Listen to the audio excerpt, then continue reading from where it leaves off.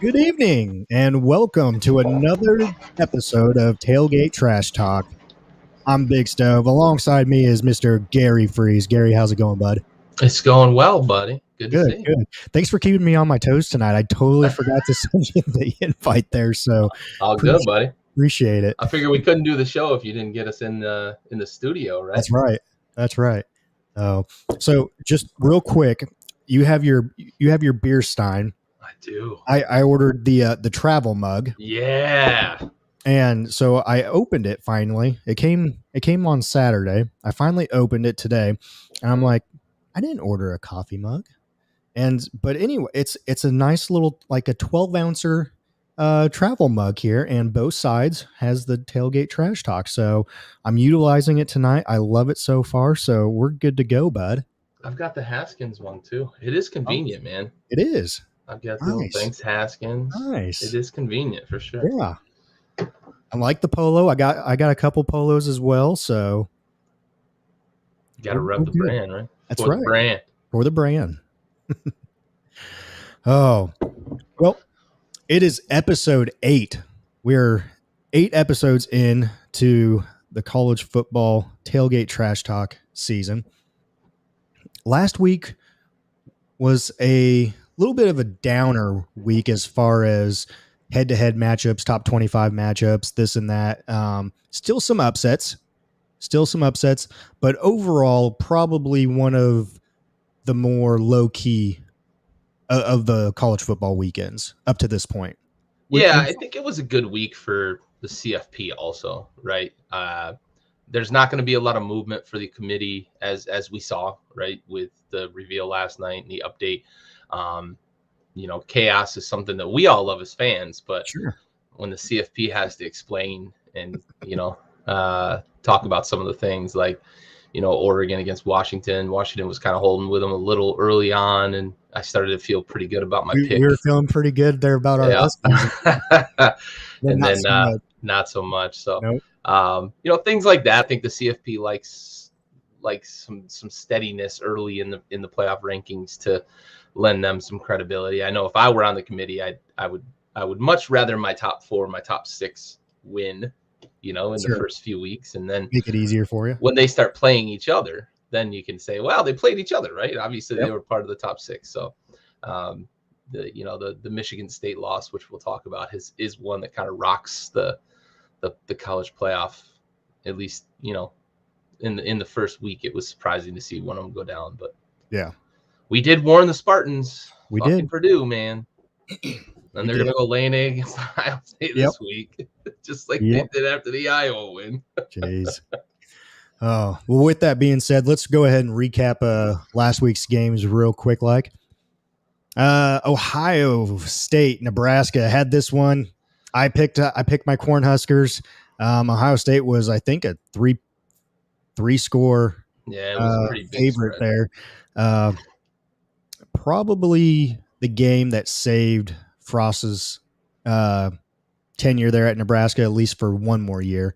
Nebraska played hard, had a shot, Special teams. But special teams, it's the constant. Stop being so fucking special. There's nothing special about them this year. That's for sure. Right. I think they need to have open tryout for kickers. I really do. They need something, man, because it's frustrating to watch. And I know as a Nebraska fan, it's got to be even more frustrating. But, like, they played their asses off. Yeah. Martinez is out there showing his ass on a bum ankle, I believe it is, right? And a broken jaw. Don't know how he got that. Yeah, I'm not sure about that, but he's toughing it out there, man. He's a tough son of a bitch and playing his ass off. The defense played really well against an Ohio State team that we talked about last week, was clicking on all cylinders. And, to be honest, they deserved better, right?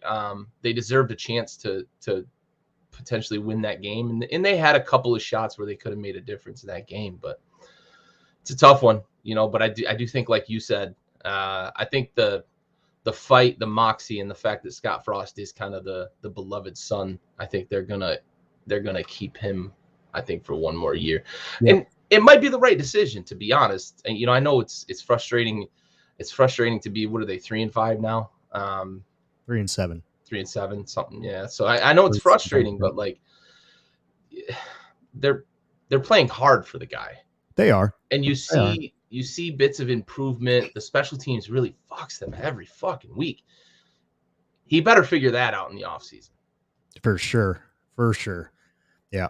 And get someone in there, offensive coordinator, as well. So he let go of 4 assistants on Monday with that restructured contract. The buyout goes from $15 million down to $7 million, and his salary goes down, I think, $1 million from 5 to 4 or something like that. So, and like he said, he's willing to make those sacrifices to stay another year and see this thing through. See him turn that corner. They need to get creative on offense, to be honest. They need I mean, no knock to Martinez, but they need a dual threat quarterback, or at least a proficient passer. They need somebody that can drop back and throw the ball. So Martinez is a baller. He's game. Yeah. Every week he's out there busting his ass. But they need somebody that can not just pressure the front 7 of a defense, but he has to be able to pressure that back 4. Yep, for sure. All right, moving on. Missouri, Georgia. That was a no-brainer. Georgia 43-6. Wake Forest goes into North Carolina. The number 9 ranked team goes down 55-58. I called that upset. Go Tar Heels. 58-55. I think that was first upset of the game, or of the weekend. Yep. And that was a barn burner, man. We said it last week. It was going to be a high-scoring matchup between those two, and there was no defense whatsoever, and they left them right at home. Exactly. So 113 points there. So that's a lot of points. A lot of tutties being scored. It's a hell of a game, though. I mean, back and forth, and UNC came back from another big deficit like they did last year. Was it 14 going into 16 at one point, like later in the game, but I think it was 14 going into the 4th. So yeah, Wake Forest falls again after blowing a big lead against UNC, and this one hurts bad because it knocks them. There's no chance the ACC gets in the playoff now. Yep, exactly. Liberty, Ole Miss. You had the upset on this one. You were taking Liberty. Yeah, I did. And then fucking Malik Willis came out and threw 3 picks in like the first quarter. Ooh. They did make it a little bit interesting, though. Yeah, it was at one point in time, I want to say it was like 21-0. I think it was a lot to a little at one point. It was bad. And they actually came back a little bit, made it a little interesting. But nonetheless, Ole Miss gets the dub there.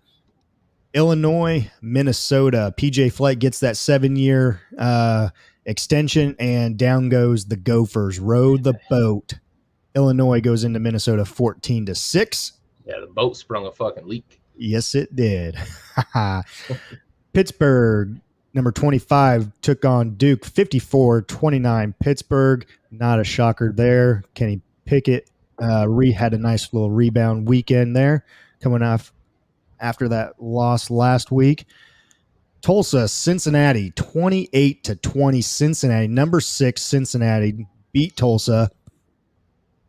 Again, third game in a row. Third game in a row.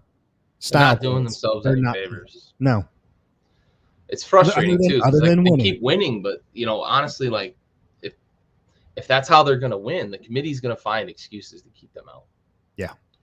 And Gus Malzahn can say, they can compete in the SEC all he wants, but not beating Tulsa by fucking 8. Yeah, and I think they were three score favorites. I think it was like 20.5 or something like that. It was where it should have been. They should be beating these teams by 3 scores. Yeah, they should be. They should be hammering these teams. The only thing that they have going for them still is they are undefeated, and they still have a 0 in that right-hand column. Exactly. So good for them. Navy travels to Notre Dame. I picked the upset on this one. I thought the midshipmen, with it somewhat being, a week of veterans, everyone's honoring the veterans and everything else. I thought they would go into South Bend and have an upset with that triple option. Did not happen. Notre Dame got ugly late though. It did. Navy was with them, giving them a hell of a time, just like you said they would with that triple option and bleeding the clock, but it got ugly late. Yeah. Notre Dame 34-6. Oklahoma State number 11 took on West Virginia 24-3. And I want to say West Virginia was a 1-score favorite. Yeah, I think it was a field goal. I think it was a field goal. Yeah, I think so. And Oklahoma State goes into West Virginia and pretty much dominates 24-3 on that one. I took Okie State. I think you did too. Yeah, we had Okie State. Yep. The Pokes. Moving on, number 12, Baylor travels to headless coach TCU, and they lose 28-30. We both picked Baylor on this one, and TCU must have found some mojo, had some inspiration with no Gary Patterson last week, and man, stunned Baylor. I don't have an explanation for this one. I don't either. Yeah, Baylor really dropped the ball this week. Yeah.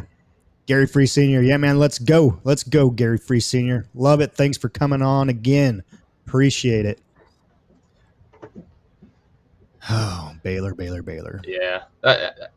I don't even know. Yeah. They just laid an egg. Yeah, no words for that one. Yeah. One of our other games of the week was Auburn. This was the only ranked matchup of the top 25. Number 13, Auburn goes into Texas A&M, home of the 12th man, and basically Bo Nix and company get shut out 20-3. They got shit stomped. Yeah. And I picked them too. You did. They got smashed. I actually you called this one. You had A&M. Are you sure? I thought we were both on board with this one. Did I convince you to go Auburn? I might have. I think maybe I did. Maybe I gave you bad advice. Yeah. All right. I know I picked Auburn. I thought you would pick. Maybe I talked you out of A&M. I might. Yeah. I think I thought Auburn was clicking on offense, man. That's why I picked them. And I went with you on this one. I did go Auburn. Yeah, that offense was non-existent.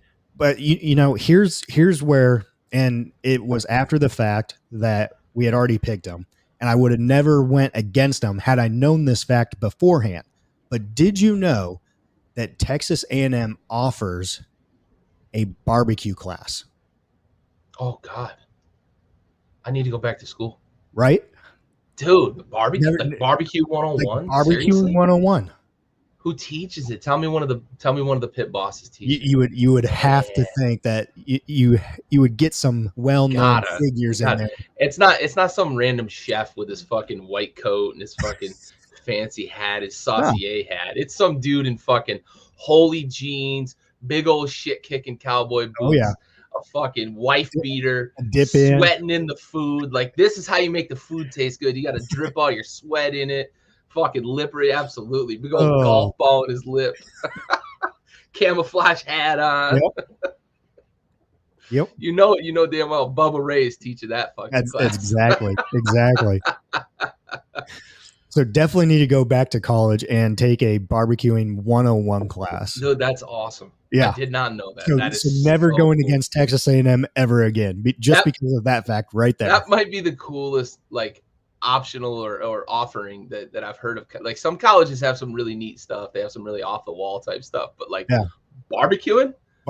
Yeah, buddy. Sign me up. Yeah, absolutely. Yep. So Texas A&M took care of business there, 20-3. Idaho State traveled to number 15 BYU. BYU handled that one 59-14. Wisconsin 21 took on the Rutgers. Who wants to play Wisconsin right now? This was pretty much a non-game whatsoever. Ooh. I think the Rutgers forgot that they had a game. Yeah. Wisconsin's playing good. Wisconsin's playing good. I'm glad Nebraska has a bye week this week and has a little time to prepare for the Badgers next week. So hopefully we can make it interesting and maybe get a dub. Wisconsin might play spoiler here down the stretch with some of these Big Ten teams. Yeah, they started the season pretty slow. Yeah, they started the season kind of slow, but they're running on all four. Bullying people right now. Yeah. Yep. Michigan State, number 3, traveled to Purdue, and down goes Sparta. Purdue 40, Michigan State 29, and we said it. We said it last week. This could be a trip-up game. I went with Sparta, though. I did too. Hedge your bets, right? And I guess we were right to hedge them, but wow, just unreal. This game got really weird because early on, Purdue threatened to get away, then Michigan State closed the gap, and then Purdue scored like 21 unanswered. And it's crazy. Holy cow. It was wild. I didn't expect it. If Purdue was going to win, I would have predicted like a 20-16 or something like that, not a 40-29. No, not a 20-point spread like that. Yeah, and I think Michigan State was a 3-point favorite. It wasn't much. It wasn't Vegas was telling them watch out too. Yeah, and Vegas fucking knows, man. Vegas always knows. Yep. And Purdue, with that victory, Purdue got rewarded this week. So they got ranked high. Yeah, 16, I believe. Mm-hmm. So Mississippi State, number 17, traveled to Arkansas. Mississippi State goes down 28-31. I picked this one. You picked Mississippi State, I believe. No, I did switch. I picked Mississippi State State the week before. Okay. And we were talking about it, and I said I couldn't go with them again because I just figured Arkansas at home. I had picked Mississippi State with the upset the week before because they were at home, but on the road. And Arkansas delivered. Real good game for them. It's good to see them get back on track because they went through a bit of a skid after being ranked, in the top 10. I think they got up to 8 at one point. Mm-hmm. And kind of fell off the map a little bit. Good to see them get back going, man. Yeah, for sure. Woo pig. Number 19, NC State traveled down to Florida State. NC State 28-14. Really not too much of a matchup right there, but 2-score game. NC State took care of business. LSU, Alabama. Alabama was a 3-point or a 3-score favorite here, and LSU made it a game. LSU legitimately, if they'd have kicked field goals instead of going for the end zone, this would have gone to overtime, and who the fuck knows what would have happened then. Yep. We'd have been seeing 2-point conversions all night or something. Fucking stupid rule. But LSU played valiantly, man. They did. They've kind of been on this weird roller coaster since the Coach O news. Yeah. And this week they showed out in Tuscaloosa too. It's not like they were in Death Valley and LSU was riding the wave of the crowd. So yeah, LSU showed out. Alabama struggled quite a bit. Bryce Young looked okay at times, but struggled against that athletic defense other times. They struggle at times to get guys open in this offense too. They did. It's not last year's offense. That's for fucking sure. They had dudes running wide open down the field that was the big knock on Mac Jones, right? Like, oh yeah, he threw 50 touchdowns, but he's throwing to people that are fucking standing by themselves in the end zone. It's not like that this year. And so far Young's been good. Yeah. But there's times and it's this game, a little bit against Tennessee, when they lost to A&M, they've struggled to move the ball and paid the price. They almost paid the price again. LSU gave a fucking valiant effort. Yeah. And I almost want to say, and, it's Alabama. You're playing Alabama. Everyone's going to give their best against Alabama because it's Alabama, of who they are, their reputation that they've built basically this past decade. Yeah. So it'll be interesting to see how LSU plays their next game. Because like you said, too, ever since the Coach O news, the up and down roller coaster, you're hot and you're cold, you're in and you're out, you're up and you're down. So, but well done, buddy. Yeah. Well done. Oh, Tennessee. Katy Perry for the night. There you I go. love it, dude. There you go. Tennessee goes into Kentucky, number 18. Tennessee with the upset, 45-42. I called this upset. I think you did too. I think you convinced me to take this one. So I thank you for that, sir. You're welcome. Glad I could be of assistance. I gave you bad advice. You gave me good advice. It's all good. I owe you one. We're even. Is that how that works? Yeah. Yep. But the Vols take down the Wildcats. And, we said it last week that this has kind of been the story of Kentucky the past few years. You win a couple big games and then you have the fallout of those big wins to where you don't win some games that you should win. Yeah. And you start to feel like they're kind of on the precipice of really, this could be a season that turns the corner for them. And these sorts of seasons can really help with recruiting if you can finish them and play in a big bowl and those sorts of things. And yeah, they're in the SEC, but it's Kentucky football. You got to get to a point where you're getting those big time athletes in on a regular basis, right? You're not getting a Tim Couch every, 15, 20 years or a Lynn Bowden and you get one guy every 15 years or so. It's gotta, you got to get the talent in there and keep churning. And this is a game that if you're going to do that, you've got to win that game. But, on the Tennessee front, like they are turning a corner and they've been kind of in a valley for quite a while here. And this season is a good season for them. Got a buddy, Joe Lawhorn, that, he interacts with the page a lot. Big Vols fan. And I feel good for him that they seem to have a coach in there that's really putting something together for them to build back to the Phil Fulmer type days where they had some sustained success there when they won one national title under Fulmer and a Heisman winner and obviously Peyton Manning and one of the handful of best quarterbacks that ever played the game. So see that program get back there. I feel good for my buddy Joe. Yeah, and they have a good quarterback right now in Hendon Hooker. Yeah.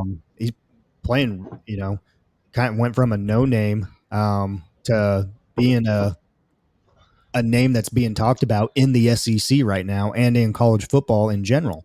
So he's going to be on the national radar. I think I totally agree with you. Yes. Yep. So moving on, number 22, Iowa went into Northwestern. This was a little bit more of a game, and we said it too. Don't count Northwestern out. They always play people hard. Fighting Fitzies.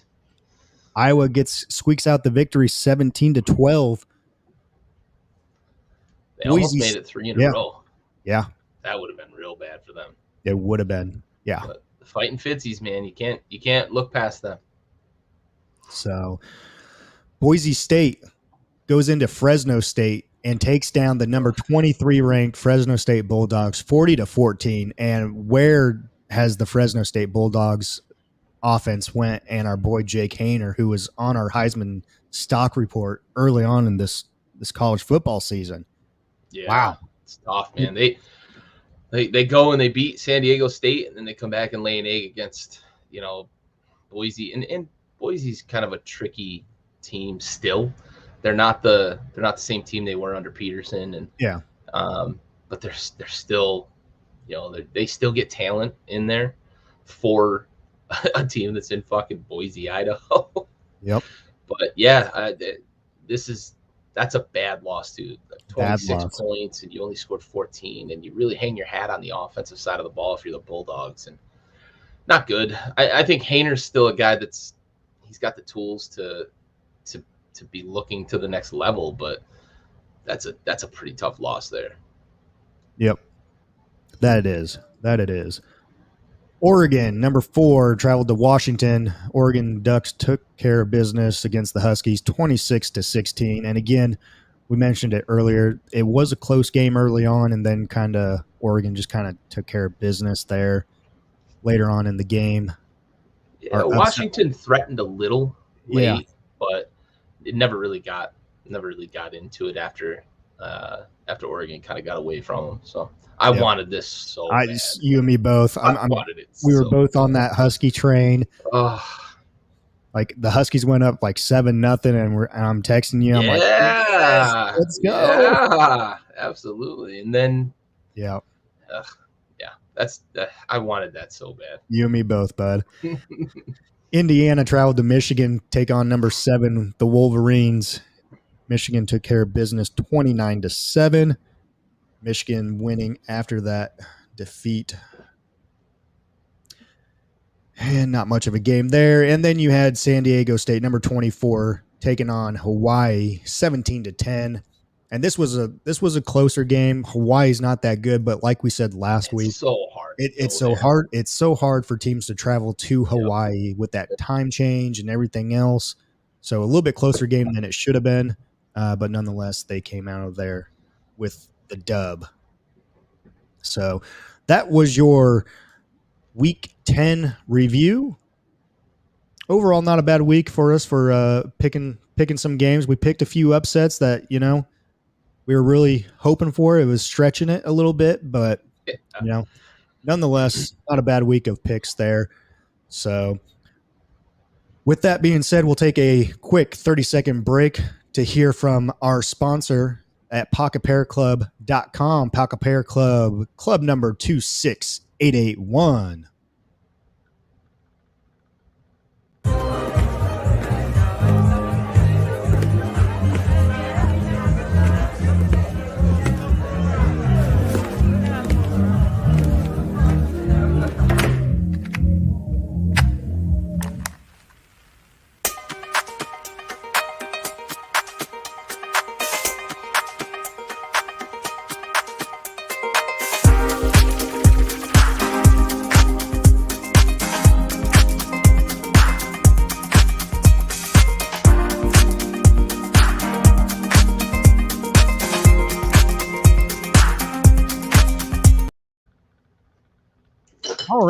All right. Welcome back, and thank you again to our sponsor, PocketPairClub.com. Pocket Pair Club, club number 26881.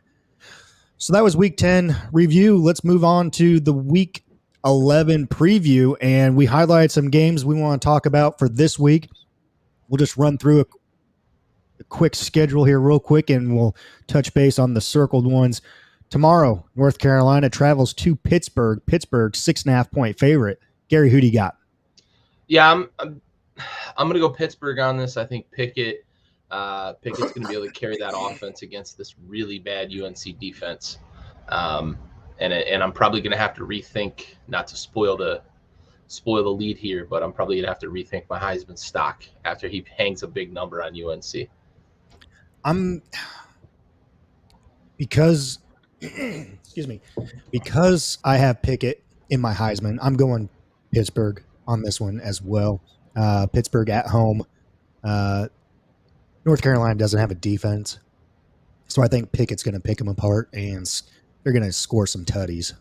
Yeah, they should hang a big number on UNC. Yeah. It's just a matter if that defense can get some stops. That UNC offense is scoring a lot of points, but yeah, you shouldn't have any issues with that UNC defense. No, none whatsoever.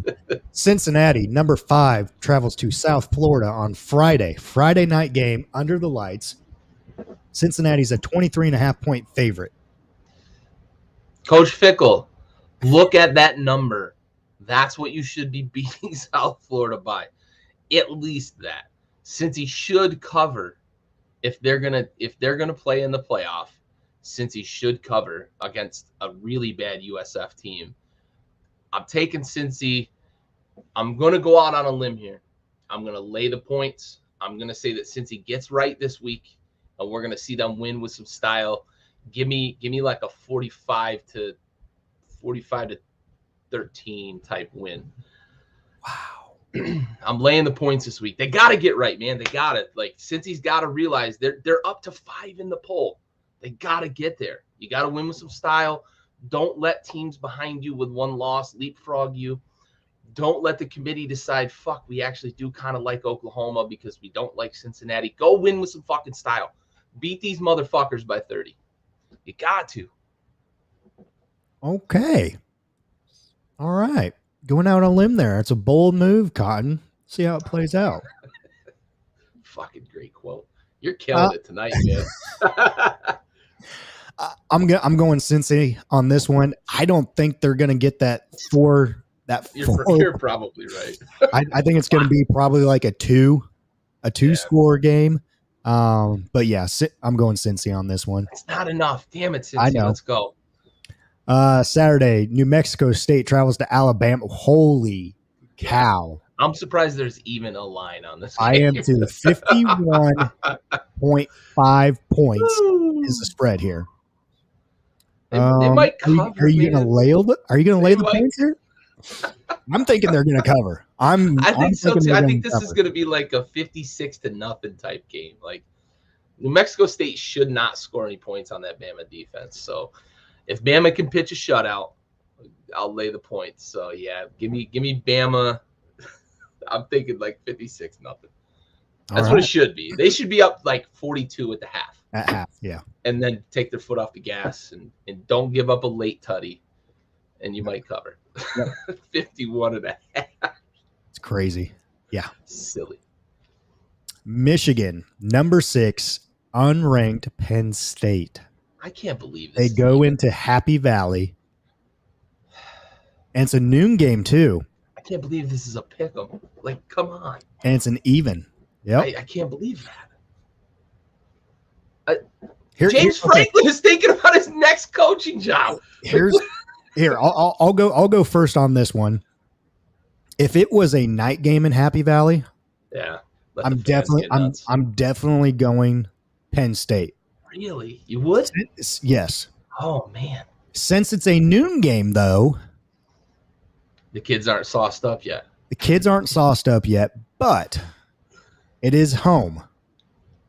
I'm going Penn State. You're sticking with them, huh? I'm sticking with them. God, I feel like James Franklin is so fucking checked out. I know he is. Man, I'm going Michigan, and if I'm Michigan, I feel really fucking disrespected that's a pick.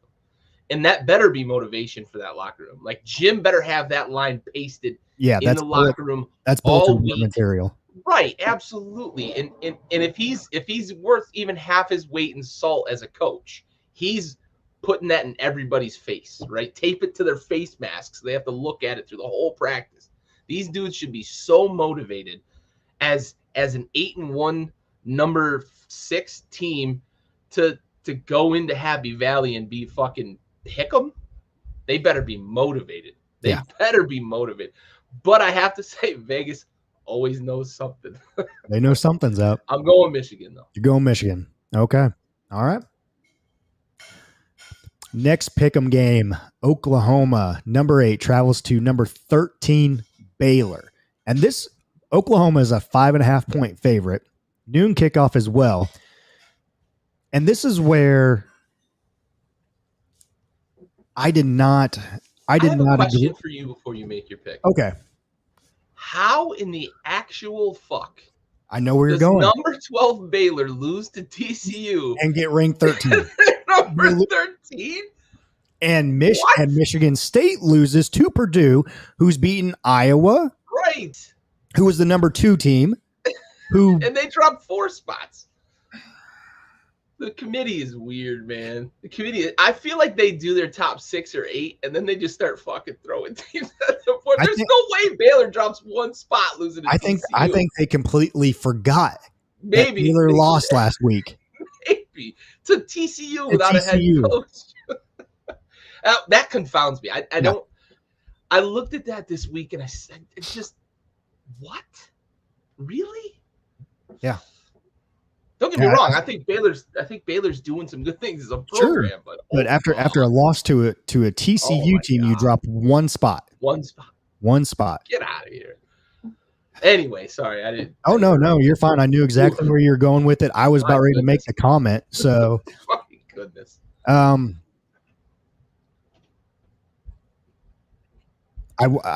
so want to go Baylor on this one. I so want to. I do too. I just can't right now. No, I can't. I'm going Oklahoma.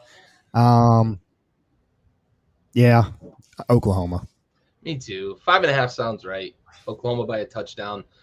Baylor's at home. I'll give them that as a little bit of a difference maker. But if they were in Oklahoma, if they were in Norman, they'd probably lose by two tutties, maybe 17 points. So give me Oklahoma by a touchdown.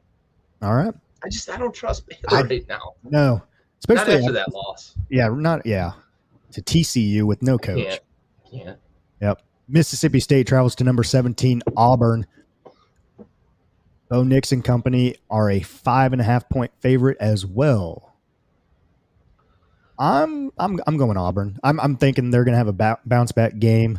Bo Nix gets it together, goes out. I think they win by 13. This one's tough for me.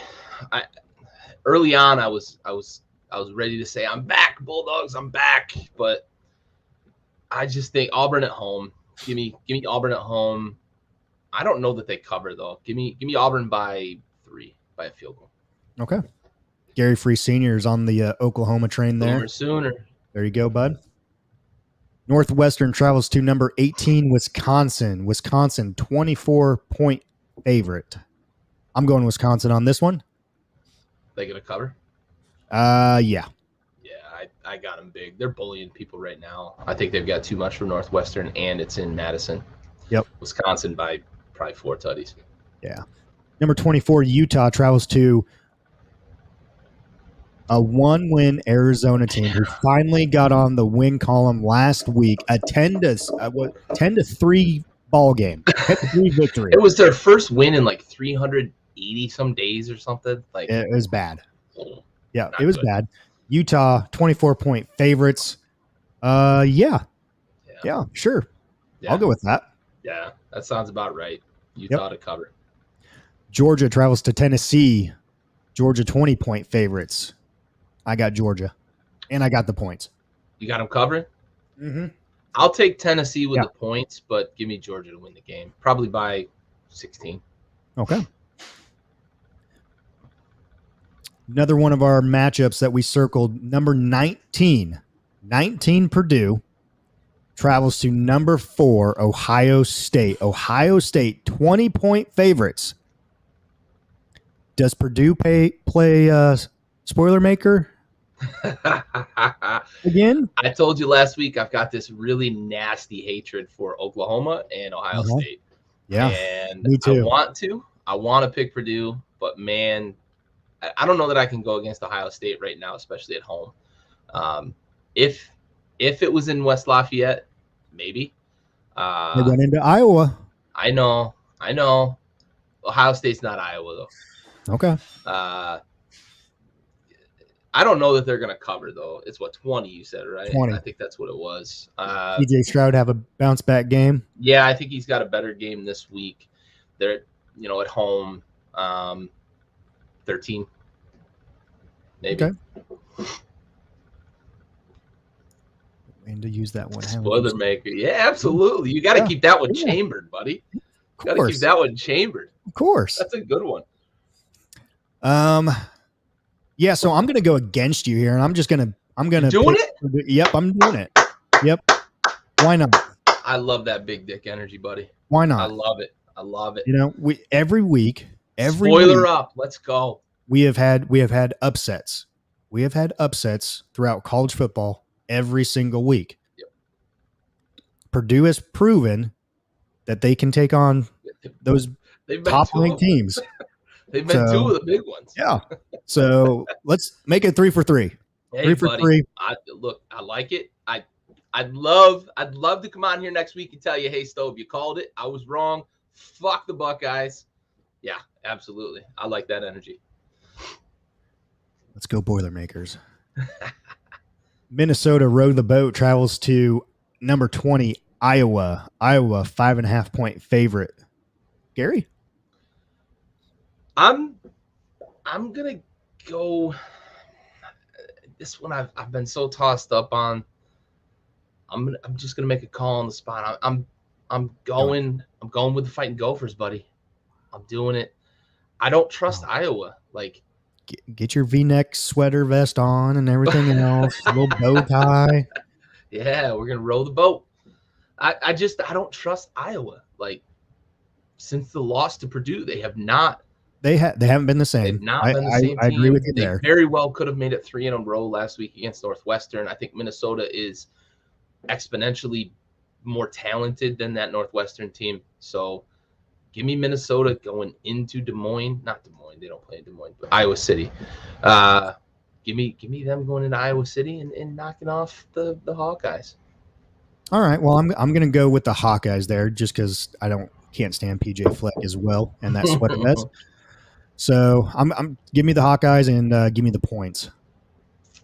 Oh yeah, they're gonna cover. Okay. Oh yeah. Yep. All right.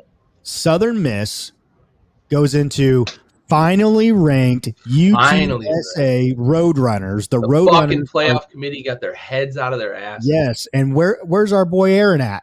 Right, he's not here to see it. Come on, we're finally talking about your team. We didn't talk about him last week because the committee's a bunch of assholes. But they are 33-point favorites. And let me just say something real quick. I was listening to ESPN radio this morning. He is. There he is. There he is, buddy. Right here. There you go. Your Roadrunners are finally ranked number 23, and they are 33-point favorites this weekend. Big favorites. I was listening to their coach talk this morning on my way to work, and man, fell in love with the guy. Like, seems like a real cool dude.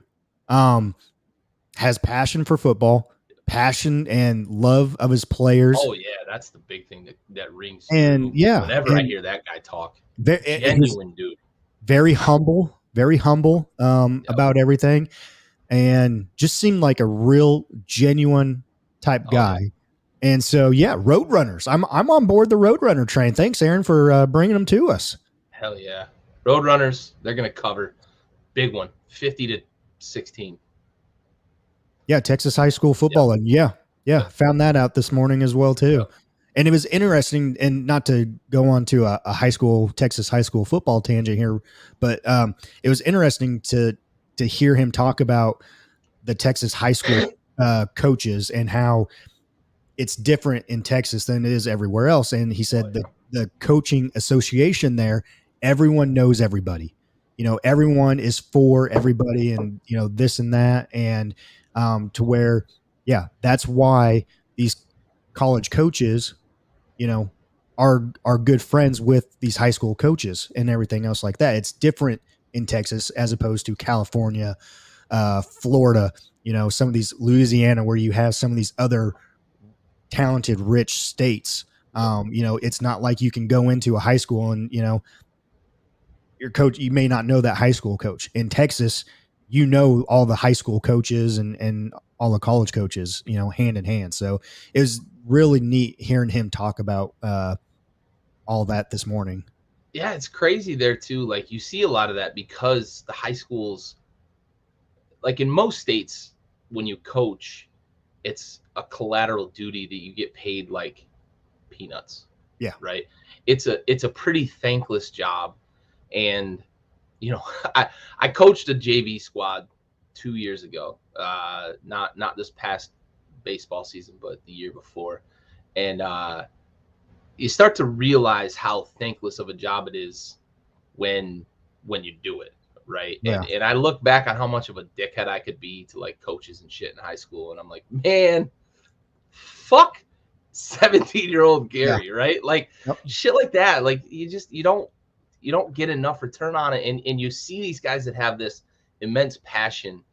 But in Texas, like, their high school coaches, not only are they those guys, but they get compensated for it as well. And they pack stadiums and whatnot. So like the schools have more money to be able to pay the athletic and it isn't just the football coaches that get paid because of all the Title IX stuff, right? Everything is pretty even, but like Texas sports, they take it very seriously. And you see these guys like Art Briles was what 15 or 16 years as a high school coach and won a bunch of state championships before he went on to Baylor. Yeah. And, you know, we see this a lot with like Texas coaches that do that sort of stuff. So like it is a culture. And as you said, right, they all know each other. It's a fraternity. They all take care of each other in a lot of ways. There's rivalries, but in the end, it's all about the kids. It's, and it's all about that the kids. Yes. You see that ring through with a lot of these guys that move on to the college game. Yeah. Yep. So definitely a Roadrunner fan Hell now. Yeah. So thank you, Aaron. Appreciate it. Maryland travels to number 7, Michigan State. Michigan State, 13-point favorites. I'm going Michigan State on this one and covering. They're going to have a bounce back game. Yeah, bounce back big. Kenneth Walker's going to go for 3 touchdowns, and they're going to win by probably 20. All right. Number 11, Texas A&M travels to number 15, Ole Miss. A&M, 2.5-point favorites. Another top 25 head-to-head matchup. Gary, what do you got on this one? Give me them baby blues. I got Ole Miss here with the upset over A&M. You know, in Oxford, taking them down. I like what A&M can do on the field, but Ole Miss has got a lot of athletes that can contend with that defense. And I think Matt Corral is starting to get healthy with that ankle. So I think we're going to start to see him play, you know, his brand of football down the stretch here.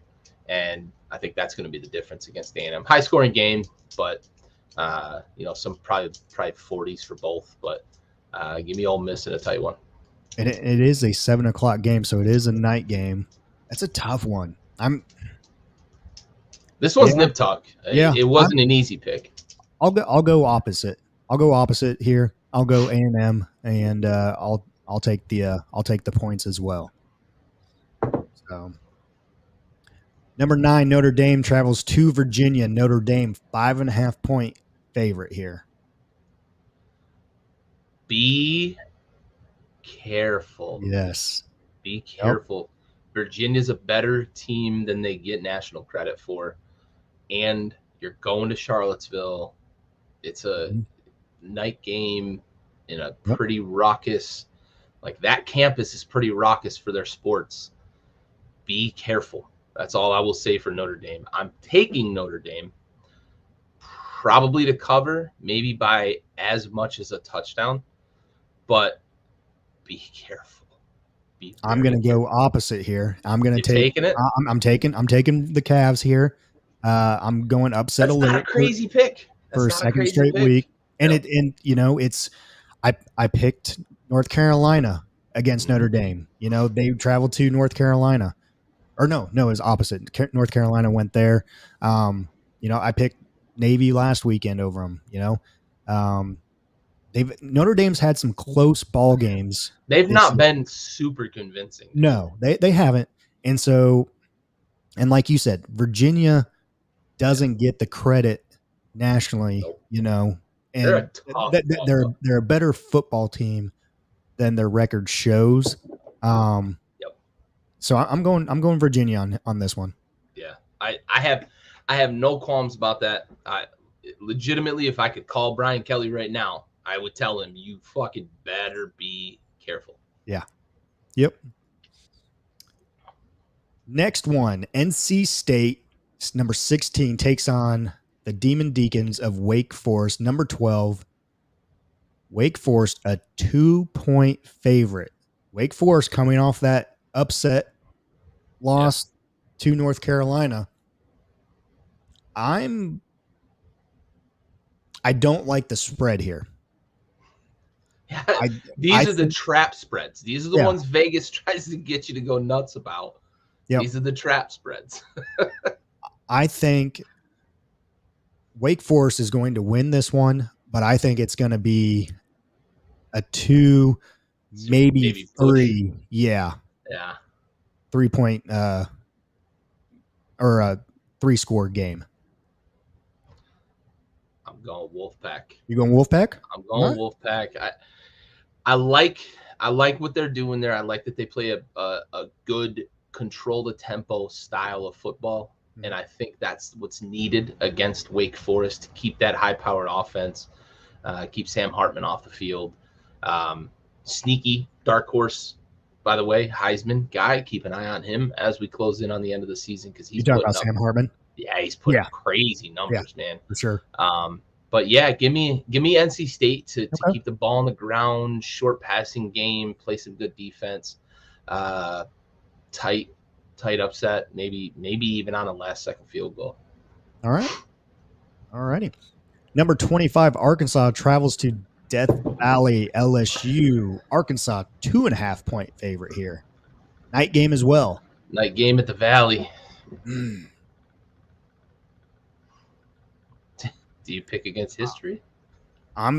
Tell you what. I'll make the first pick here. I'm going Woo Pig. You are. I'm going to go Woo Pig. I want to. Yeah. I like Arkansas.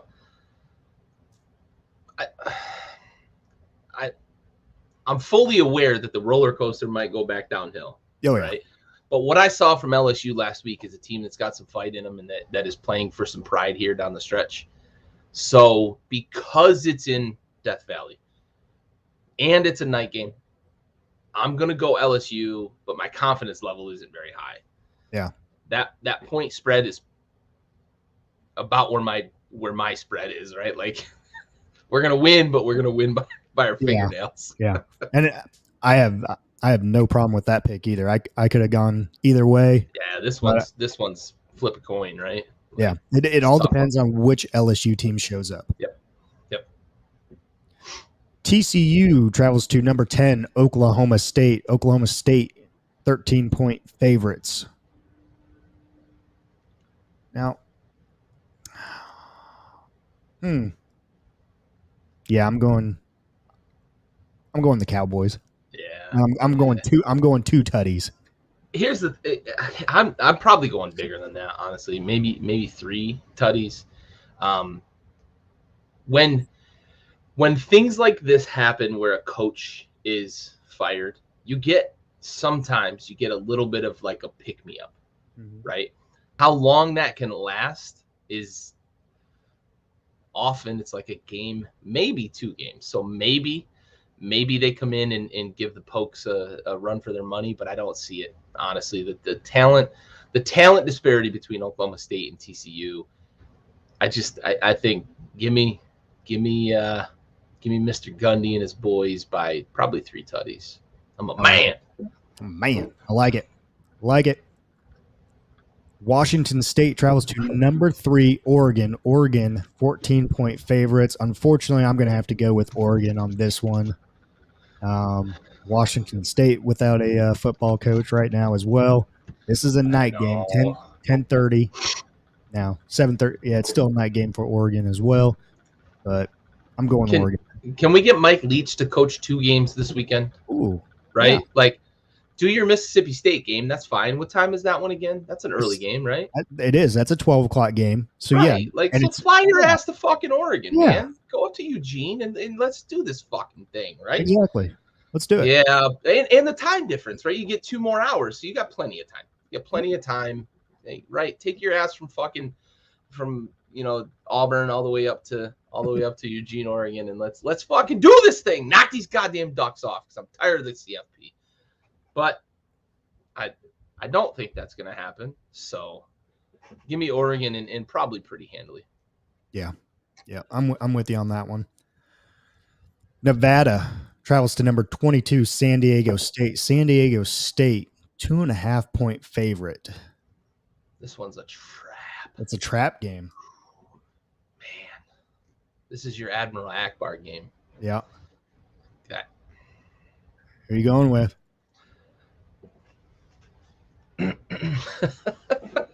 let's both be on the same page here. Let's finish it strong. I'm picking the upset, man. I'm doing it. We're going Wolfpack twice. Yep. We're going Wolfpack twice. 2 upsets with the Wolfpack this weekend. Nevada, I like the way they can dictate the tempo of games, just like with NC State. It's a similar reason why I'm going to pick this. San Diego State relies very heavily on that defense. I think that Nevada's going to be able to dictate a bit there. And not to mention the best player on San Diego State is their fucking punter / kicker / kickoff specialist too. Like the dude's a Swiss Army knife. That dude is nuts. I want to see if an NFL team takes a chance on him and actually slots him in as both the kicker and the punter and saves a roster spot, right? Isn't that the ultimate, like, Bill Belichick move, though? Yep. Wouldn't that be something that Belichick would do? Like, oh, I get an extra roster spot. I can put another linebacker on my defense or something. Yeah, like, that would be the ultimate Belichick move. Oh, yeah. But, yeah, give me the Wolfpack, though, in the upside. I'm with you. Love it. Ended on a high note. All right. That concludes the top 25 preview for Week 11. The games we had highlighted: Michigan, Penn State, Oklahoma, Baylor, Purdue, Ohio State, NC State, and Wake Forest. Moving on, before we get to our Heisman stock report and our rankings and the first 7, we will take a quick 30-second break to hear from one of our other sponsors, XL Constructors out of Overland Park, Kansas, Ryan Trotnick with XL Constructors out of Overland Park, Kansas.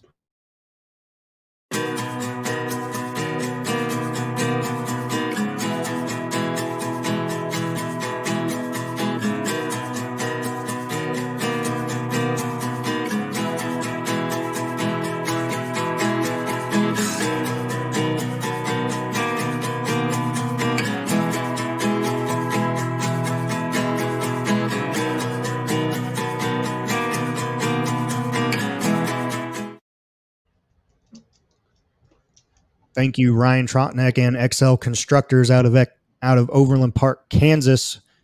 We appreciate your support. So with that being said, let's move along. Gary, what would you like to do next? Let's do the salute to service, and then we'll save the fun stuff to kind of pick up after. All right. Salute to service, the most important part of our episodes each and every week, and this week a little extra special with tomorrow being Veterans Day. So here is our salute to service.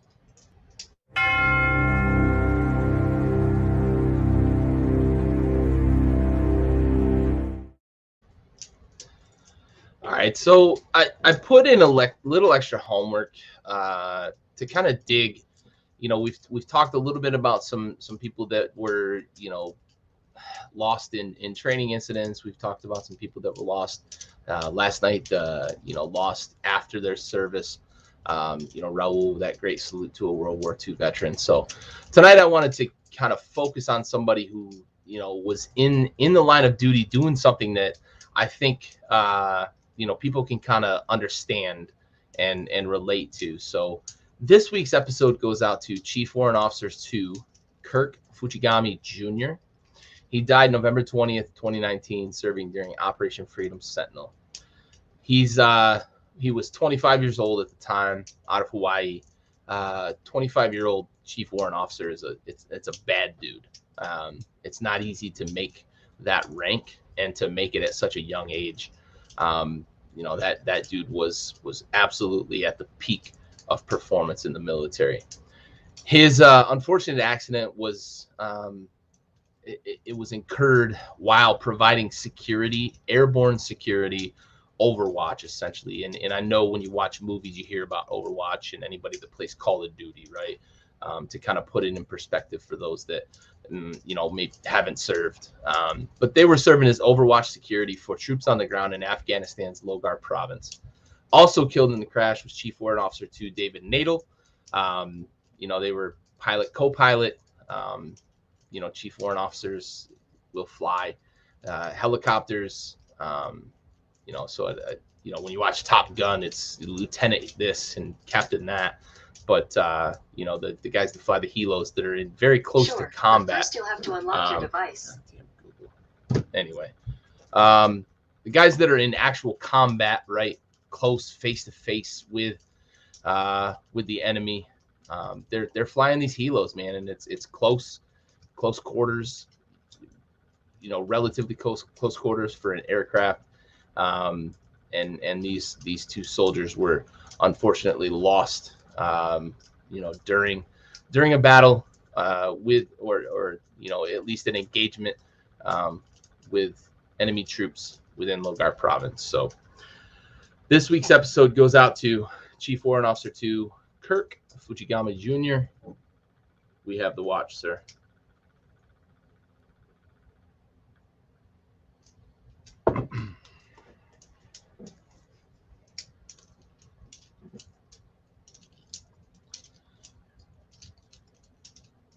We always just to kind of put it in perspective for people with the Chief Warrant Officer thing. I know I mentioned it there, but like being a bad man or bad woman when it comes to being a Chief Warrant Officer, like that is one of the most selective programs in any branch in the military. Each branch has Chief Warrant Officers, but like you don't just like get promoted to that rank. You don't just like go to college and get a degree and qualify for like at being an officer, right? Not to downplay any of that, but like to be a Chief Warrant Officer, you are selected based on performance, based on how your peers view you, your leadership skills, your presentation, your appearance, those sorts of things. So like to be a Chief Warrant Officer it's a big deal in the military, and to have lost two of them in a single engagement is a big hit to, especially to that battalion, but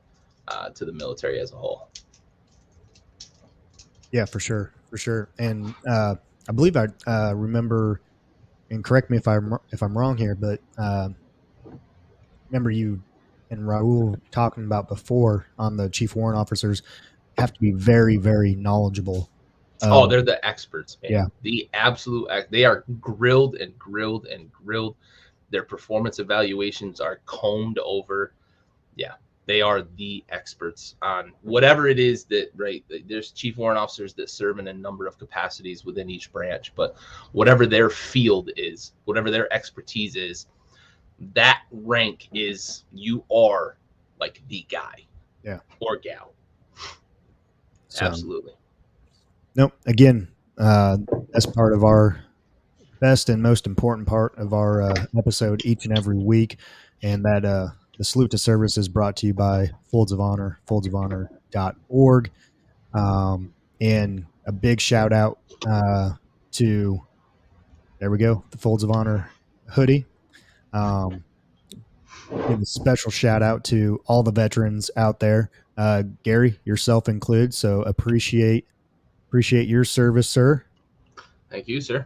And just an FYI, we are still at our Backyard Sports Media.shop. We are running a Veterans Day special to where $30 for a Backyard Sports or a Tailgate Trash Talk Folds of Honor shirt. $30, and 13 of that will go towards the Folds of Honor organization. So some swag. Get you some swag. Backyard Sports Media.shop. Again, here is the Veterans Day special. You got your Tailgate Trash Talk. The back of it's the Folds of Honor, or you got the Backyard Sports, and the back of that is the Folds of Honor. Again, $30, with 13 of that going towards the Folds of Honor organization. Great That's organization. An incredible organization, man. Very much so, and great people. I know quite a few of them over there, and nothing but the best, nothing but love for all those guys over there down in Owasso, Oklahoma. So big shout out to those guys, Major Dan and Ben Leslie, who's their vice president, good buds. So they're big Okie State Cowboy fans as well. So they're always shooting them guns up there. So, but with that being said, we have the nice transition of going into the Heisman stock report. And Gary, I was really blown away by one of your picks this week, bud. I really was. and I'll let it lie right there. I'll let you explain yourself. I was fully prepared for that though. I knew you were. I knew. I was. So here are our Tailgate Trash Talk Heisman stock report. Yeah, right down there at number 5, right? Yeah, number 5 for you, Mr. Caleb Williams. Yeah, and didn't even play a game last week. No, you're right. I think the struggles we saw from Pickett this past week were just enough for me to kind of slide in. And I base this more on what I think Caleb Williams is going to do the rest of the season, right? I think within that Oklahoma offense, he fits perfectly. I'm starting to think more along the lines that Rattler, not only is he a bad player, right? Because I've been calling him a trash can for almost 2 years now. But I also think he was a really bad fit for that offensive scheme. They're going to ask their quarterback to make quick decisions. If the play's not there, take off and run. We saw Baker do it well. We saw Kyler do it really well. So I don't think that's what Rattler, although he's athletic and can run with the ball, I don't think that's what he wants to do. And he's not really good throwing the ball. So he was never going to succeed.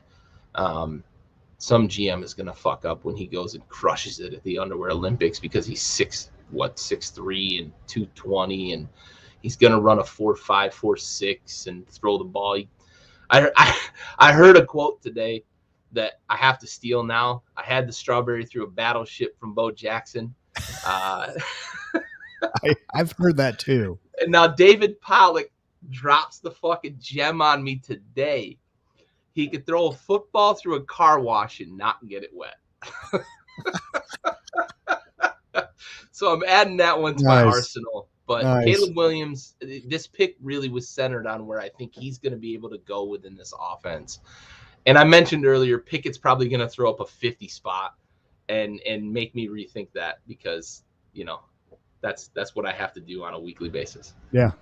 I was really shocked at that pick right there at number 5 for you, especially after not having a game this past weekend. But hey, that's why it's our stock report. Yeah. At number 5 for me, I have CJ Stroud. He moved down in my list, I believe, from last week. No, I can't remember. I really can't. But I think your list is pretty similar. It's pretty similar to last week. Similar. I had a lot of shakeup. You did. Yeah, it makes more work for me, but hey, no big deal. Yeah, I appreciate you though. Hey, anytime. But CJ Stroud having a rough game against Nebraska there. Couple INTs, some turnovers there, and really, I mean, you're a three touchdown favorite. Yeah. Now, granted, you're going into Memorial Stadium there in Lincoln, but you were also the number 5, team in the country as well. So he's at number 5 for me. Number 4 for me, Mr. Kenny Pickett. This one, I believe I moved this one and Matt Corral around. Kenny Pickett for me, little shaky last week, but hoping to have a bounce back game here against North Carolina. And what a great team to have that bounce back game towards when you have no defense to go against. So Kenny Pickett. Yeah, they're playing 7-on-7. Exactly. Kenny Pickett's my number 4. Yeah, and this is where things started to get really shaken up. I moved Caleb in at 5, and then Kenneth Walker I moved all the way down to 4. It's the upset, it's the loss. I think they're going to lose a lot of momentum from that loss. I think that there's a chance for him to get back right if he goes and throws up 3 tutties this week. Coming up, I think momentum wise, he may get some of that back from me. But I think with running backs, it's so wishy-washy with running backs in the Heisman. It's a quarterback award. Yeah. that's what I worry about with him. No, hey, totally understandable. Totally understandable. Well, we are in agreement at number 3 with Mr. Matt Corral and the Baby Blues. So really, I mean, I was a little tossed up here. I almost had Walker here instead of him. Yeah. Not a great game last week against Liberty for him. I know that ankle is still. I think he's gonna have an opportunity to get healthy, but he looked a little bit compromised last week against Liberty. So I almost flip-flopped him and Walker, but number 3, I think he's still got a lot of Heisman momentum nationally is the big thing. Yeah, and 2, just with the caliber of teams that he still has left to play, if he can put up some decent numbers against these teams and get some dubs out of it, yeah, for sure. So for me, for number 2, stayed the same. Bryce Young, little bit of a lax game last week against LSU. Still got the W. And again, for me, it's, I've said it for a few weeks now, doesn't have those big plays, those big monstrous games, game manager. He's more of a game manager to me. But that's all right. He's leading the team to victory. He's still getting those W's, and that's all that matters at the end of the day. So for me, this is why Bryce Young is staying at number 2 for me. Yeah, I think by default I ended up with him at number 1. It was a number of factors, and I moved Stroud up quite a bit despite him not having a great game against Nebraska. And I have to admit, I think I have in the back of my head a little bit of kind of conscious about the national discussion about where he's at. And I think it allowed me to convince myself that throughout the remainder of the season, he's going to push to move into number 2. And to be completely honest, I almost feel like at the end of the season, it's going to be his award to win. With the teams they have left on their schedule and the numbers I think they're going to put up, I'm starting to lean toward, I think it's his, or it might be Caleb Williams just coming from the back of the pack and surprising everybody because of the numbers, the gaudy numbers that they put up in Oklahoma. And I think people are going to ignore the fact that he didn't start for the first half of the season. No, I agree with you there. So, yeah. All right. So then number 1, you have Bryce Young. I have Kenneth Walker the third. For me, even though got the L last week, still some monster performance games from him. And I mean, even he's a nutcase. He's a beast. He's a workhorse. That 5 tutty performance against Michigan, I mean, that's still going to stand out. I mean, people are still talking about it. We're still talking about it. Yep. So for me, that's, just his overall of the season so far. And that's why he's my number 1 still. Yeah. I think Kenneth Walker is going to be a top 5 pick next year. Yeah. I think he's a pretty damn complete back. He can catch the ball in the backfield even in the college level, and they're going to be able to coach him up even more on that. Let's just hope he doesn't go to some of those teams that are career enders. Oh my God, yeah, just fucking Jacksonville. Please don't draft that guy. Yeah, I think he's got a chance though to be a top 5 pick next year. Yeah. Imagine if he was still at Wake Forest. Oh my God. I got a buddy I used to work with. He's a Michigan State alum, and we talked quite a bit about that. Kenneth Walker leaves Wake Forest. He's on an undefeated Michigan State team, but Wake Forest is undefeated. And then they both lost last week. Same week. Yeah. So, but yeah, for sure. Like, man, Wake Forest probably misses that dude. Uh-huh. Oh. And you had Bryce Young at number 1. Yeah. He's so steady. even in a tough game against LSU. I think by default I had him here because he's not the only one on this list that struggled last week. Like almost all of these guys struggled last week, and even Caleb Williams, you could say he struggled because he didn't fucking play, but somehow managed to get into managed to move in the top 5. Oh, that's great. Yeah. That's great. All right, so that is your Tailgate Trash Talk Heisman stock report for Mr. Gary Freeze and myself, the Big Stove. Your number 1, Bryce Young. My number 1, Kenneth Walker the third. We shall see where they are next week. Will they stay the same or will they vanish away? Time will tell. But with that brings us to probably one of the most important parts of the college football game, and that is the CFP rankings and our rankings, which our rankings don't mean anything except to us.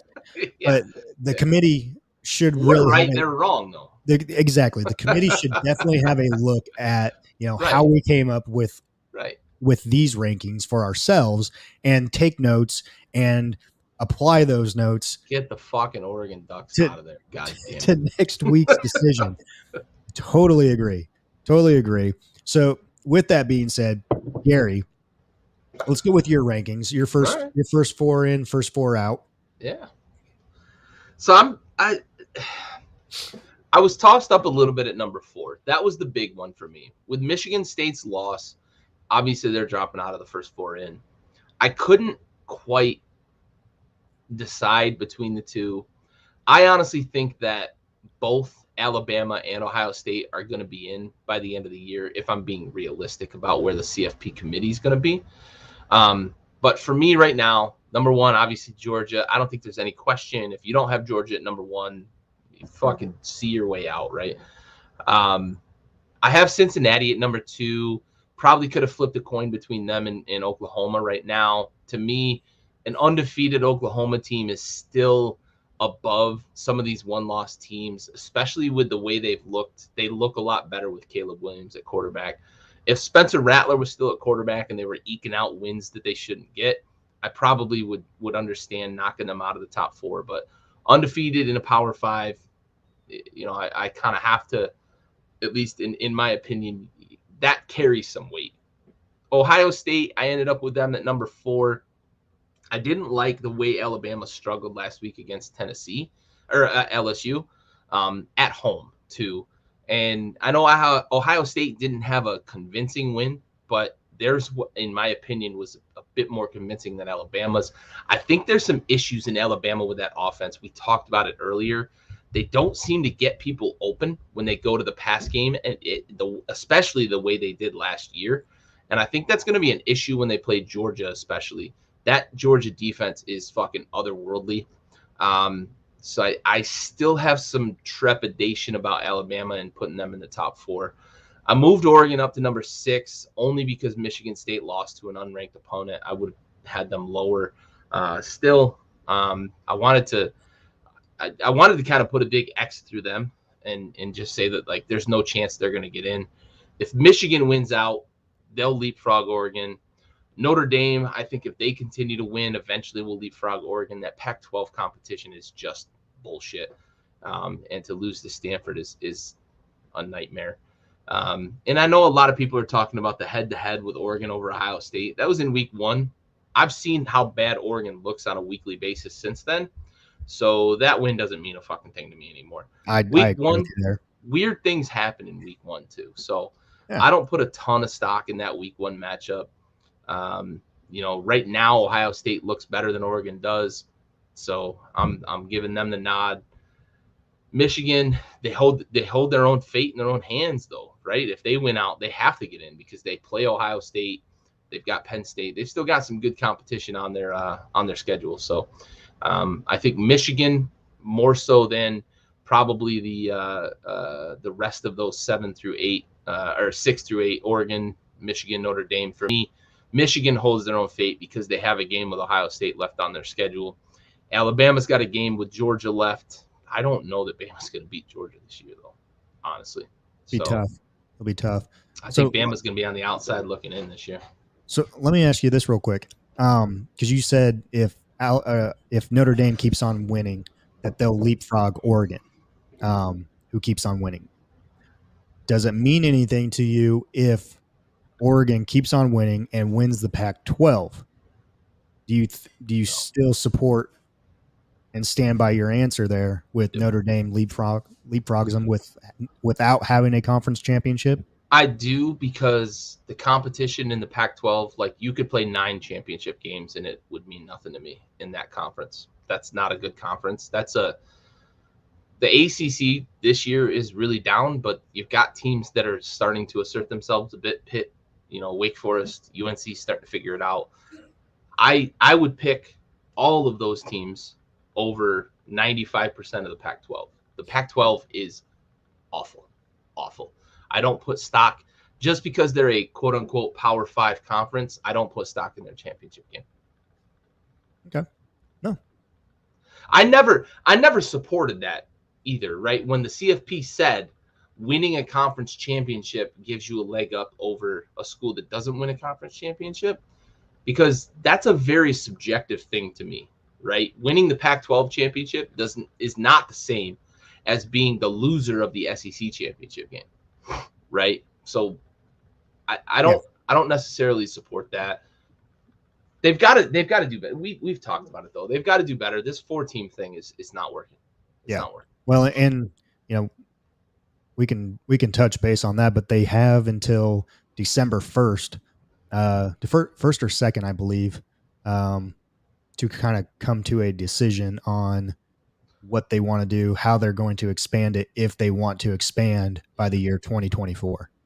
So money, they're going to see how much money. I'm going to tell you right now, they're going to make 3 to 4 times as much money if they've got 3 rounds of the playoffs. You put 8 teams in, 3 rounds of the playoffs. You've got 3 more games. Yeah, they're going to make so much fucking money. Yep. It's going to happen. It will. It's just a matter of how many teams. Do they go to 6? Teams? Do they go to 8? I don't think they go as many as I don't think they go more than 8. I think I really don't. I think 8's the magic number. 8's the ceiling right there. I think 8 makes sense though, right? And we talked briefly about it, but like the 5 Power 5 schools that win those championships, if you really want to just say Power 5 schools, put those 5 in.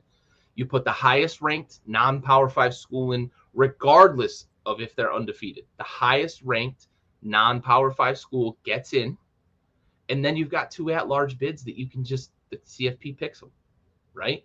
Mm-hmm. It just makes sense to me to go that route, and you make it inclusive of the non-Power 5 schools. The highest ranked, you're in.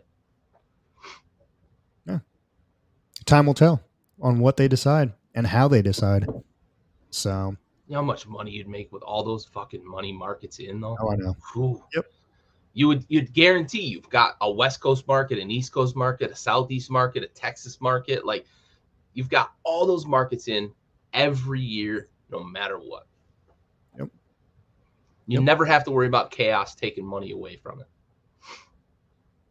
Okay. A few more years, bud. A few more years. Yeah, 2024. It's on the horizon. It is. So that was your first 4 in and your first 4 out. I am somewhat similar, but the one big guy that I do not have on there, that would be the Oregon Ducks. So my first 4 in, obviously Georgia, number 1. Alabama, to me, still a 1-loss Alabama is still better than an undefeated Bearcat and Oklahoma team, just by competition alone right now. But with that being said, I do have Cincinnati at number 3 and Oklahoma at number 4. And because the Bearcats have that signature win over Notre Dame is why they are ahead of Oklahoma in my first 4. Now, things have definitely changed since Caleb Williams has become the starter for Oklahoma. We've all said that. We've all seen it. And the Bearcats have, ever since that signature win, they have kind of dropped off a little bit. They have not been winning those style points whatsoever. They've been winning, some pretty close games where they should not be. So time will tell. But that's my first four. So here's a question for you on your first four. Let's hear it. So you have Bama at 2. Right? Yep. Ohio State's still at 5. If Ohio State wins out and Alabama loses a, say, field goal game against Georgia in the SEC championship game, how do you weigh a conference championship over Alabama, who's number 2 now? Yeah. If they lose by a field goal, do they drop all the way out of the playoff? Yeah, they become my number 5 or 6 then. Okay. If everything else stays the same, if Cincinnati, OU stay undefeated, Ohio State wins out the remainder of their games, then yes, Ohio State will be in, and Alabama gets knocked out to number 5 or number 6. Okay, I like that. So with that, Ohio State is my number 5. Michigan State number 6. Yes, I know they lost to an unranked Purdue, but Purdue had beaten number 2 twice. Iowa. They beat, who was the other team that they beat? I can't remember right now. Yeah, there was another one. Yep. They knocked off Iowa and Michigan State. So yeah, track record speaks for itself. Yeah, and so I'm not looking at Michigan State losing to an unranked Purdue. I'm looking at it as a Michigan State loss to a Purdue team who beat Iowa at Iowa, but also, with Purdue winning last week as well, they jumped up to number 19. So I'm I'm not looking at it as a bad as loss. as a unranked loss right there. Okay. Take it for what it's worth, whatever. You can argue either way on that one. Mm-hmm. I don't think that they should be dropped down any further than that, but hey, that's just me. That's my pick. Number 7, Michigan. They stay right there. And number 8, Notre Dame. Notre Dame keeps on winning. They stay the same right there. And Michigan is ahead of Notre Dame, just by the teams that they've played so far. And, their one loss was to Michigan State, who at the time was, I believe, number 7, number 6 at the time. Those roles were flip-flopped. So that's my first 4 out: Ohio State, Michigan, Notre Dame. So that leaves Oregon on the outskirts. So bye-bye Ducks. So with that, is there a scenario you see, and I've been thinking about this, is there a scenario you see where Notre Dame gets in and Cincy doesn't, with the CFP in their stance? If Cincy wins out, let's assume Cincy wins out, because obviously if Cincy loses a game, they're done.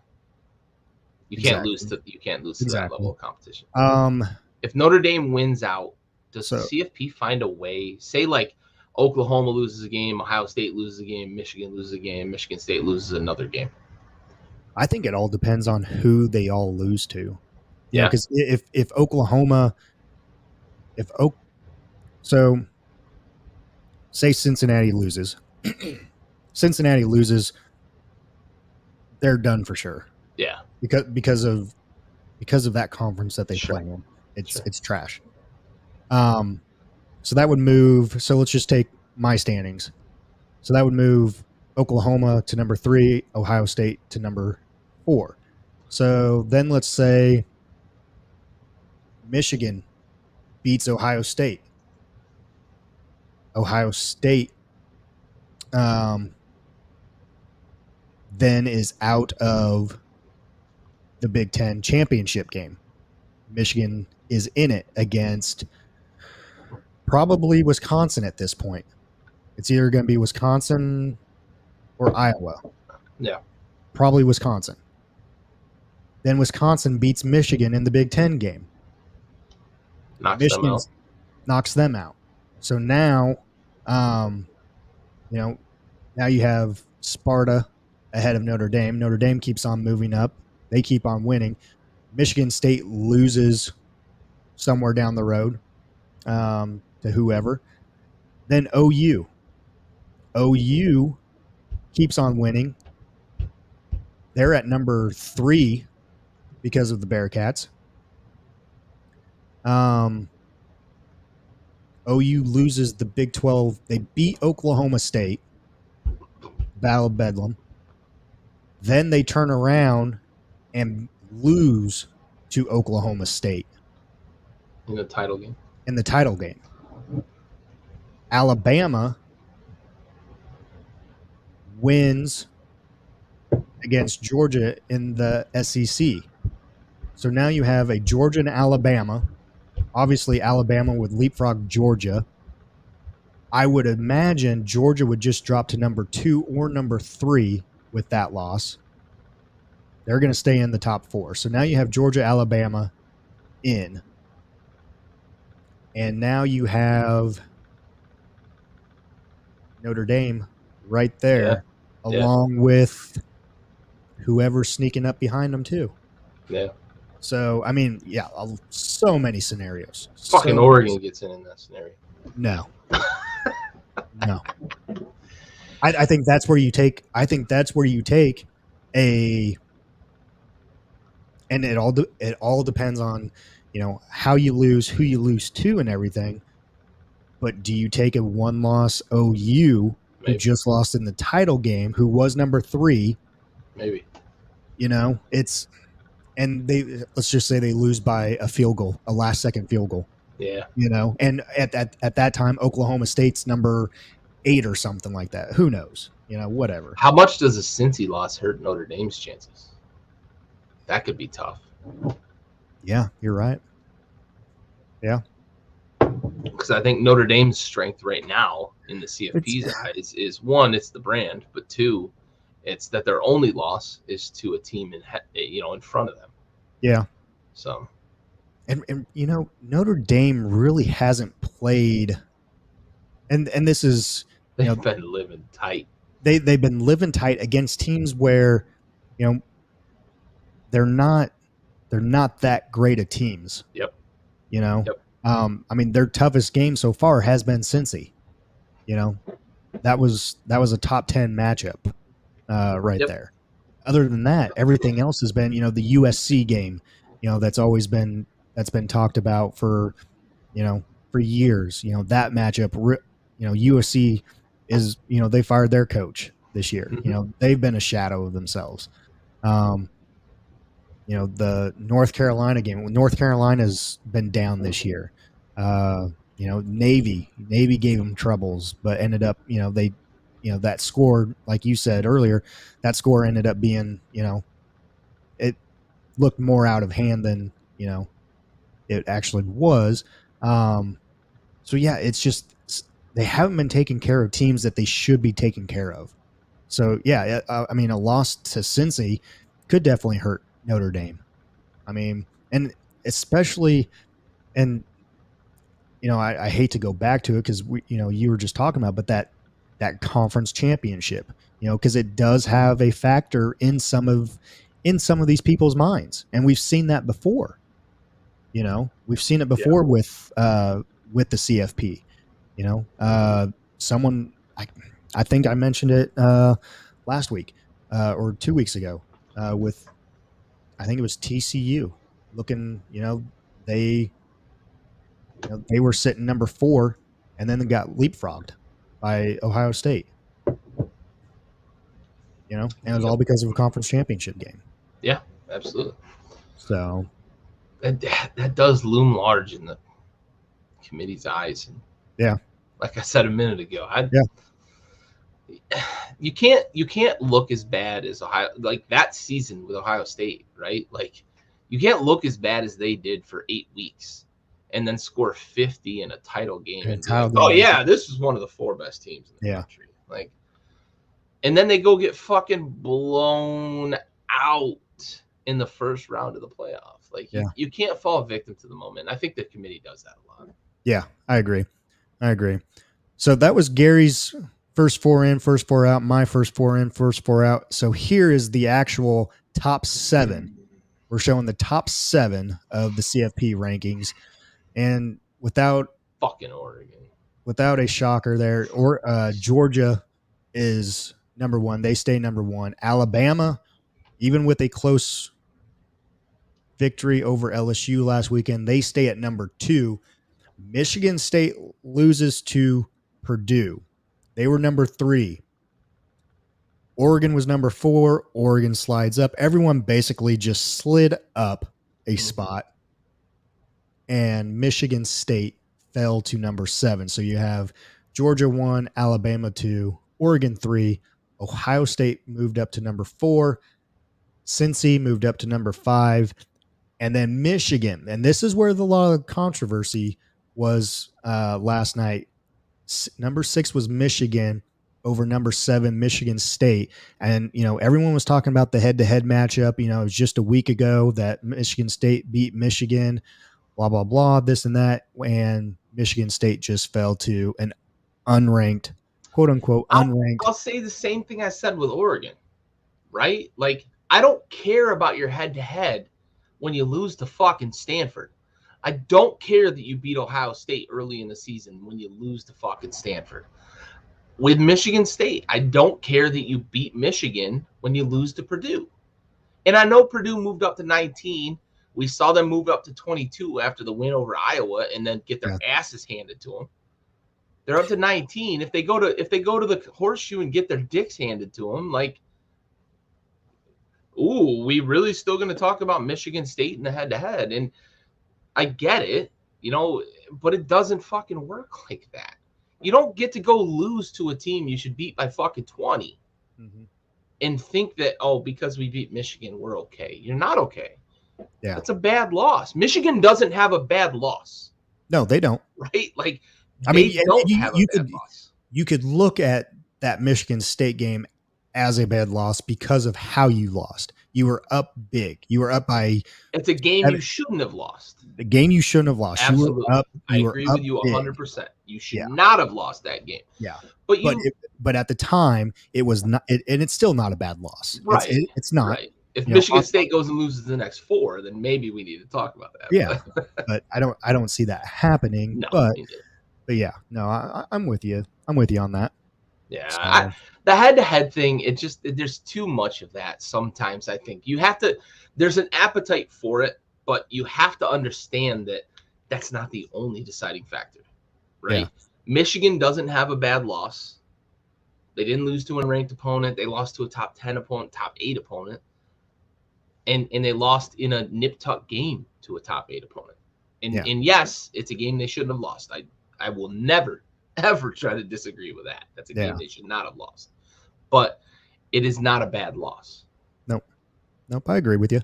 And both Oregon and Michigan State have really bad loss. Well, I would say right now, on the surface, Michigan State's loss to Purdue is a really bad loss. If Purdue goes and wins a few more games, then yes, right? Sure.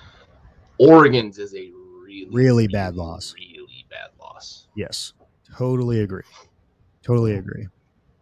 Yeah, that whole we touched on it last week. We're still touching on it, and it just doesn't need to be talked about anymore because it's not even worth our time or energy on that one. So, again, that is the CFP's top 7: Georgia, Alabama, Oregon, Ohio State, Cincy, Michigan, and Michigan State. Another wild week of football ahead of us, Gary. Yeah, it starts tomorrow. I think we're going to see some chaos this week. I think so too. I look at some of these games, and I think we're going to get some chaos this week, and the CFP is going to be scrambling. Yeah, scrambling. Especially with some, I think 3, maybe 4 ranked matchups, and some matchups against some unranked opponents where can't sleep on them. There's going to be some upsets. We know that. I think there's going to be a good shakeup this week. Oh yeah, I can't wait. I need Mike Leach to take his ass up to Eugene. Let's go. Let's go, buddy. Let's get the Cougs going. get that mad scientist up there. Oh, please, just do it. Let's just put them out of their misery. Yes. Just end it. I don't want to see them anymore. Well, Gary, that does it for another episode of the Tailgate Trash Talk. I appreciate you joining in, sir. And again, happy Veterans Day to you, good sir, tomorrow. Thank you, sir. Happy Veterans Day to you as well. Appreciate it. Thank you for your service, and for all those that are veterans that are listening, watching. Thank you. We are forever grateful and forever in your debt. So we appreciate it, and thank you, all the men and women who have sacrificed their lives for us, and those currently serving as well. So that does it for another Tailgate Trash Talk. This was Tailgate Trash Talk episode number 8. Mr. Gary Freeze, I thank you, good sir. I'm the Big Stove, and we will catch you next week, next Wednesday, where hopefully we will have a completely yes, new and shaken up top put it 7. In shambles. Let's just put it in shambles for next week. Let's do it. I love chaos. I love it too, bud. Gary, always a pleasure, bud. Always a pleasure. Absolutely. So thank you, good sir. And we will see you next week.